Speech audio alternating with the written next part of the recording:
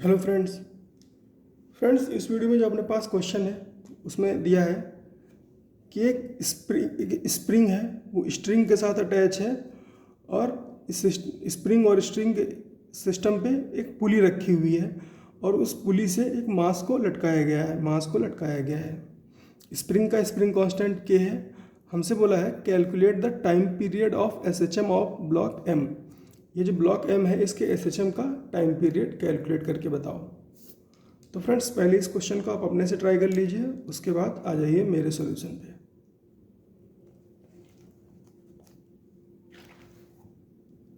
तो फ्रेंड्स, वैसे तो इसको कैलकुलेट करने के बहुत सारे तरीके होते हैं, लेकिन मैं स्टैंडर्ड तरीका फॉलो करूँगा क्योंकि वो कॉम्प्लेक्स से कॉम्प्लेक्स क्वेश्चन में अप्लाई हो जाता है। तो फ्रेंड्स, ये ब्लॉक जो है इक्विलिब्रियम में जब होगा तब इस स्प्रिंग में कुछ स्ट्रेचिंग होगी।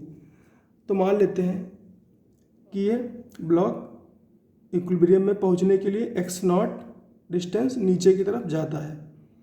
तो फ्रेंड्स, अगर ये x नॉट डिस्टेंस नीचे जाएगा एक्स नॉट डिस्टेंस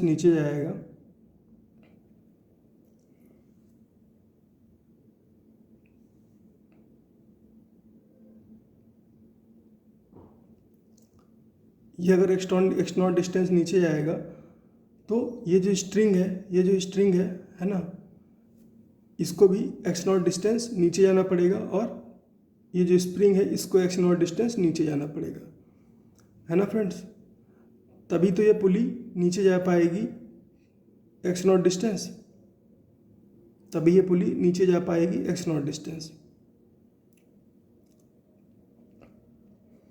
तो फ्रेंड्स, ये जो सिस्टम है जो इसमें टोटल स्ट्रेचिंग कितनी हो जाएगी फ्रेंड्स, क्योंकि स्ट्रिंग तो मैं ये बोल रहा हूँ कि ये एक्स नॉट डिस्टेंस नीचे जाएगी, लेकिन फ्रेंड्स ये स्ट्रिंग है, ये तो फिक्स्ड है ना, स्ट्रिंग कभी भी स्ट्रेच नहीं होती है। तो जो भी एक्सपेंशन होना है वो स्प्रिंग में होगा। तो ये जो दोनों एक्सपेंशन का खर्चा है ये स्प्रिंग ही उठाएगी। तो स्प्रिंग में टोटल एक्सपेंशन कितना हो जाएगा 2x नॉट का। और अगर टोटल एक्सपेंशन 2x नॉट का हुआ तो फोर्स लगेगा कितना 2x नॉट ऊपर की तरफ स्प्रिंग में।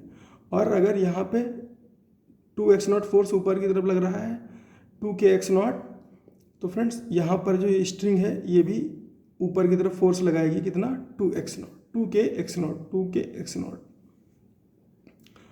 All right. तो फ्रेंड्स, अगर ये 2kx नॉट और ये 2kx नॉट फोर्स ऊपर की तरफ लगा रही है तो इस स्ट्रिंग पे नीचे की तरफ कितना लगेगा 4kx नॉट। तो इस ब्लॉक पे कितना फोर्स लगेगा ऊपर की तरफ 4kx नॉट। और इस 4kx नॉट को बैलेंस कौन करेगा, ये mg। तो 4kx नॉट किसके बराबर हो गया, mg के बराबर हो गया। अब आ जाइए इधर फ्रेंड्स, अब क्या करते हैं स्टेप 2 में हम इस ब्लॉक को फर्दर x डिस्टेंस नीचे की तरफ खींच देते हैं, है ना, नीचे परसेंट x डिस्टेंस डिस्प्लेस कर देते हैं। तो इसको अगर हमने x डिस्टेंस डिस्प्लेस किया तो इसका टोटल डिस्प्लेसमेंट कितना हो गया x प्लस एक्स नॉट। इसका total displacement x plus x not हुआ। तो ये स्ट्रिंग का कितना हुआ x प्लस एक्स नॉट, इसका भी कितना हुआ x प्लस एक्स नॉट। तो टोटल स्प्रिंग में कितनी स्ट्रेचिंग आई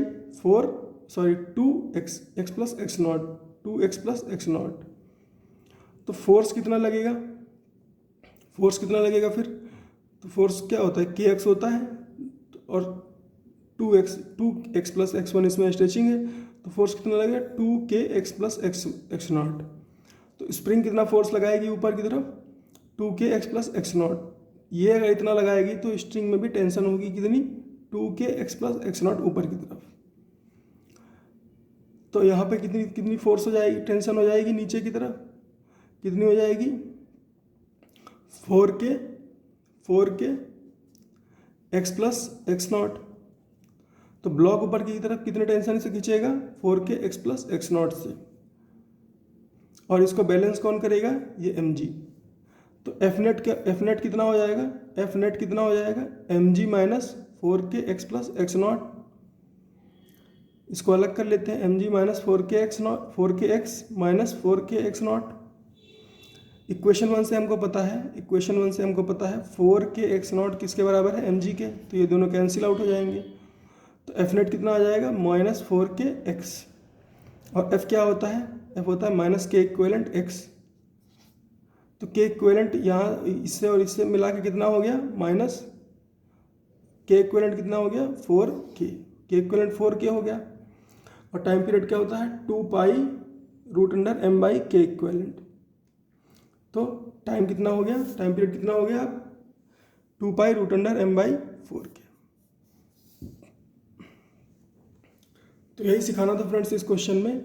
इसको करने का एक शॉर्टकट तरीका भी होता है, लेकिन वो किसी और टाइम पे डिस्कस करेंगे। मिलते हैं फ्रेंड्स अगले क्वेश्चन में।